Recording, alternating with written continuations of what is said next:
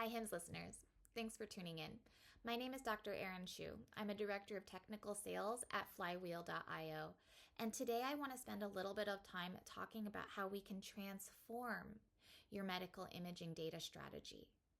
But really, on a larger scale, why do I want to talk about transformation? We are in a time of unprecedented uncertainty in the research environment. We are unsure as a community of our budgets, our funding opportunities in the near and the long term. And while I know this is a source of anxiety on a regular basis for all of us, I also want to see this as an opportunity to say, can we shift our paradigms? Can we work smarter and do more with potentially less over the coming months?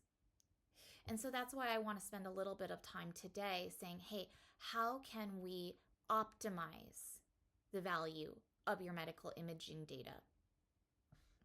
And why do I want to talk about specifically medical imaging data? The fact is, this is big data. We know that healthcare data comprises about 30% of the world's data. In fact, your average hospital is going to produce about 50 petabytes of data annually. Now, of those 50 petabytes, by most measures, medical imaging data is going to be about 80% of that data volume, right? It's not just the fact that the data are big. It's the fact that individuals are getting data on a regular basis. How many of us have had one X-ray or one MRI? I personally have had several. So the data are big and they're being persisted for years. Furthermore, we know that people are already leveraging these data for commercial and discovery purposes.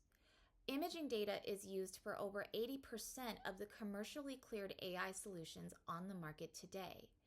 In fact, if you want to look on the FDA's website, of the over 500 FDA approved AI tools, over 75% of them are for radiological applications. So I'm probably preaching to the choir here and saying, yet again, we know that the value of imaging data is very, very great. How are we going to optimize that value? Today, I want to talk about 5 ways that we can optimize the value of medical imaging data and really all of the data that your institutions are producing so that we can continue making progress, continue making discovery while restricting our costs and getting a handle on what we're spending to draw those insights out. Now, the first one is kind of simple. In fact, all of these are pretty simple. Share your resources to overcome common challenges, especially in the healthcare life sciences space. We know about the challenges that I'm listing here on this slide. Data are typically hidden. They are siloed and distributed on premises. Sometimes they're in cloud already. Sometimes they're going to be kind of distributed across a hybrid environment.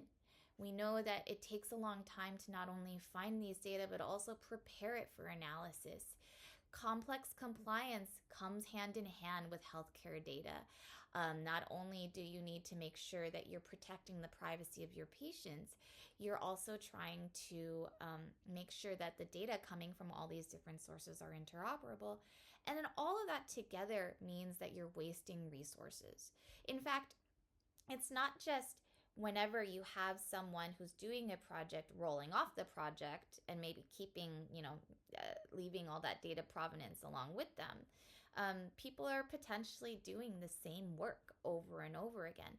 And finally, we have groups that are probably buying licenses or softwares or platforms for the same purposes or very similar purposes, but we're spending that money multiple fold over because those folks aren't necessarily sharing those resources. And so the first step here is share your resources. Can you, as a decision maker, instead of saying, researcher A is buying license B and researcher 2 is going to buy license 3, and we're not going to combine those. Can you as a decision maker instead say, I am going to invest in my researchers, and I'm going to provide them with a common digital backbone that serves their needs. And that way, get everybody on the same platform, reduce the ability or the necessity to purchase several different solutions, and instead find one that's going to serve most. Now, speaking of which, the second step here is going to be to maximize the potential for systems integration. And this is a paradigm in healthcare and life sciences that I've seen over and over again, which is we love our purpose-built solutions.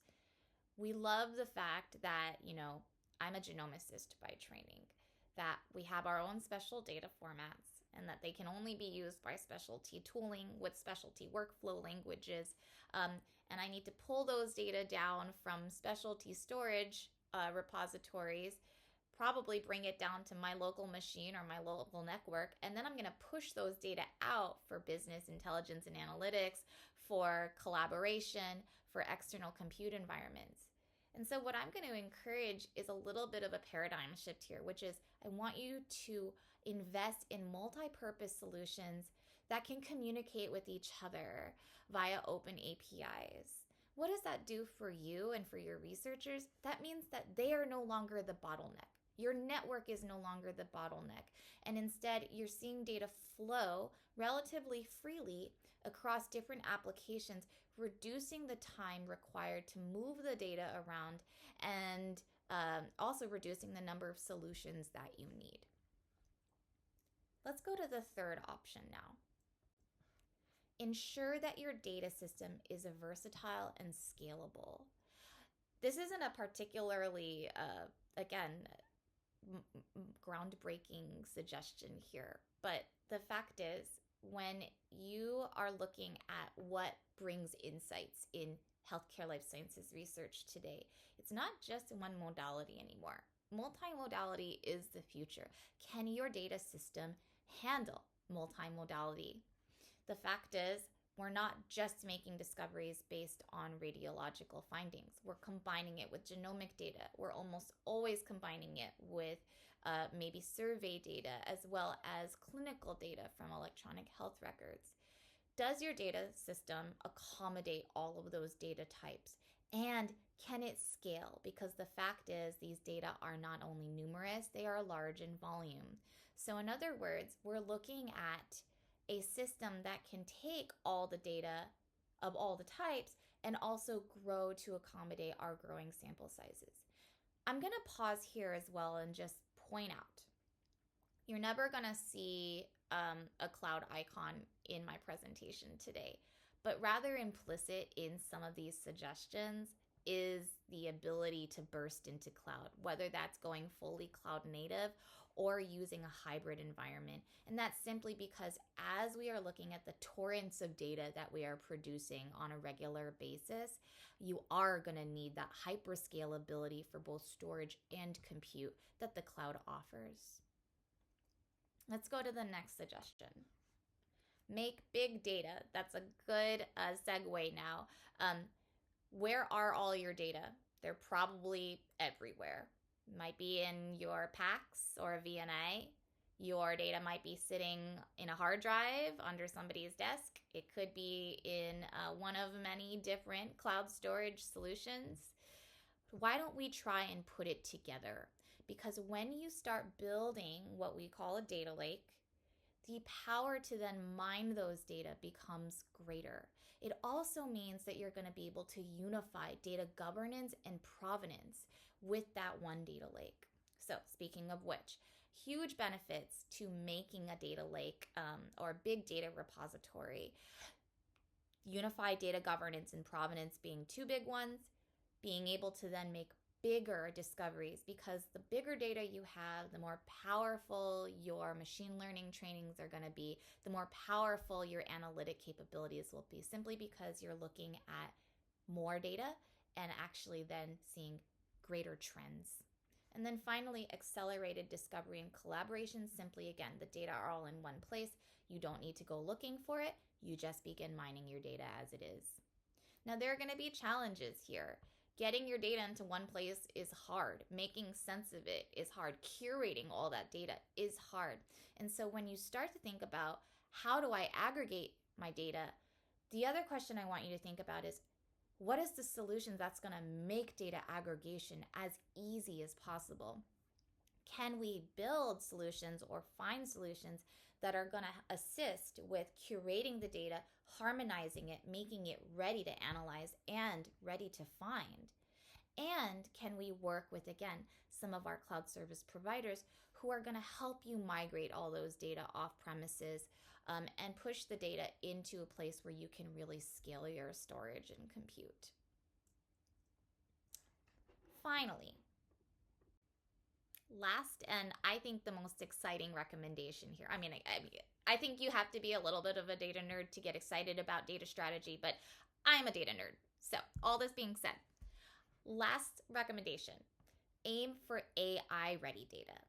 We are in a time of unprecedented discovery because we have made these massive advances in artificial intelligence and machine learning and accessibility to those tools.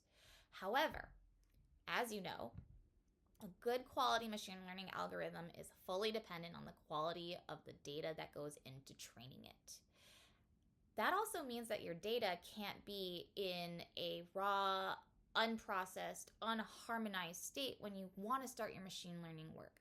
Can you invest in a solution that's going to bring you closer to AI-ready data without a ton of manual effort on your part?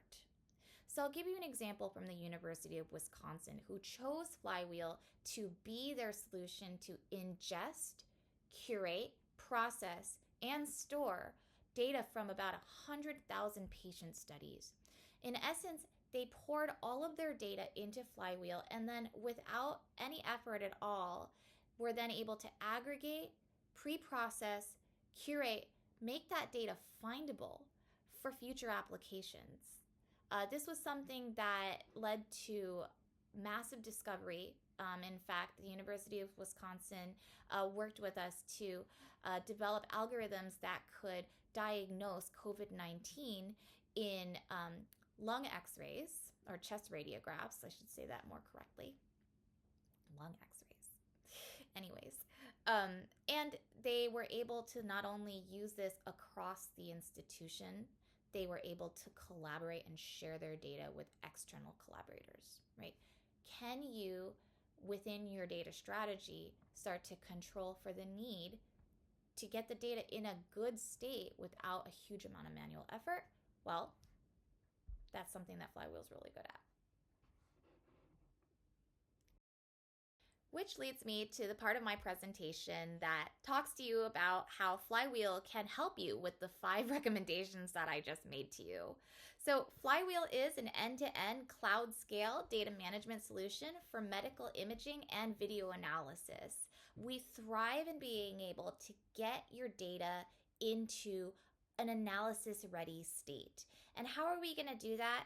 We call it the 4 C's, which is capture, curate, compute, and collaborate. We want to help you ingest your data from wherever it is, whether that's on a scanner, whether it's from a third party, whether it is historical data that's living under someone's desk on a hard drive, or it's living in cloud storage. And we want to help you automate the pre-processing and curation of those data, make compute available for you within platform, and then ultimately help you collaborate on those data. Now, my video is actually hiding some of these outcomes, but ultimately, right, we want to get you closer to a harmonized data lake, a source of truth for your researchers to go back to and mine as needed, as well as expedite the development of clinical AI models, and then obviously bring you closer to novel insights. That's the icon that my head is hiding right there. And how do we do that? Very similar to one of the very first things I brought up, which was the current paradigm of having purpose-built solutions for different actions. We know a lot goes into specifically imaging data curation prior to actually getting to the fun part of doing research. And so you're going to have to get the data into one place, ingest it, curate it. Then you have to look at it, annotate it, label it, especially as you're going towards machine learning models. Then you'll have to actually develop the model. And then finally, you've got to deploy that model and collaborate. Usually those areas are kind of boxed off into different solutions. Flywheel is going to integrate all of those functions into one platform. So the data doesn't have to move. And that is actually quite significant when you think of the scale of some of the data that we're working with right now.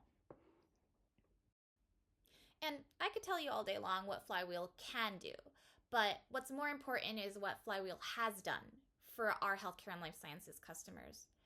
Flywheel can reduce your costs. Again, a huge concern right now in the research environment. How can you control costs while still empowering your researchers to do their science and make their discoveries? Well, Flywheel, in one example, reduced costs by about 90% because what we did was we took the manual overhead of pixel level annotation and we helped people automate and scale that. We enable faster analysis, so we save time as well. Another customer automated their data curation and preparation using Flywheel gears, which are containerized compute algorithms. And they reduced that time of processing their data from months to days because it used to be manual and now it's click button, right? Based on simple criteria that you can set at the beginning of a project. They didn't have to move a finger. Flywheel did all of their pre-processing for them and they came out with an analysis-ready data product. And then finally, we can ensure secure collaboration and governance. And this means a lot, right? We have a customer who simply loved the product because they allowed external subject matter experts to view and analyze their data while the customer maintained full control over that data. Again, my head's blocking that. You're just going to have to believe me for the last few words over there. All right. So before I leave, I just wanted to show you a little bit of the Flywheel platform. So keep in mind, Flywheel is an app that is browser-based. So there's nothing that you need to install on your desktop, nothing that you need to run a CD for. You would actually navigate to a URL that was assigned to your Flywheel instance, and you would arrive right here in the Flywheel platform.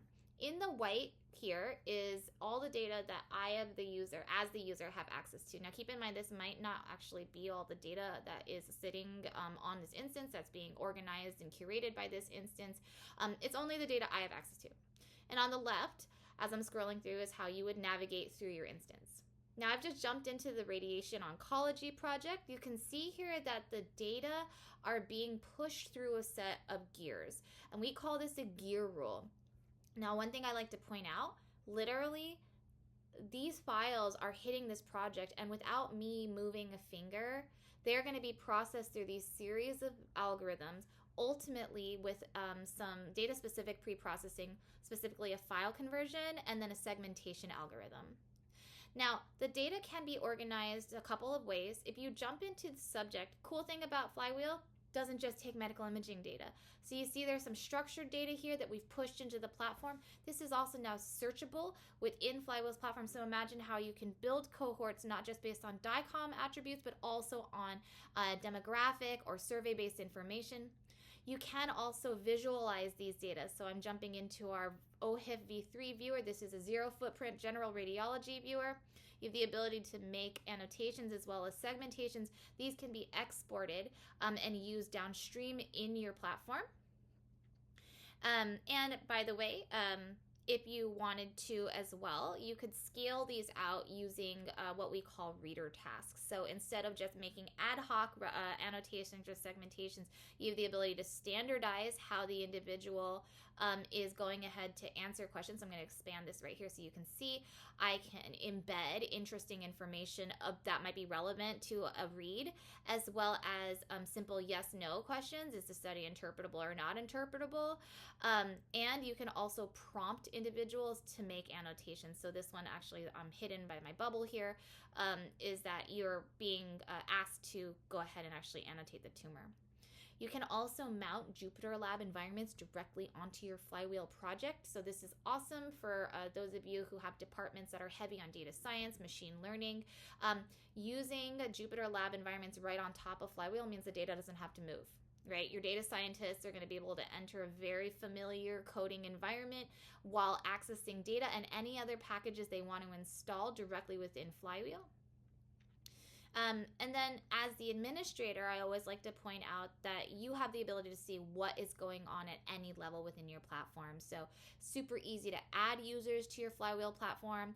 And then any of these individuals can also be assigned custom roles. So example, data exporter role here, you need to be very granular about what this individual can and cannot do within the platform.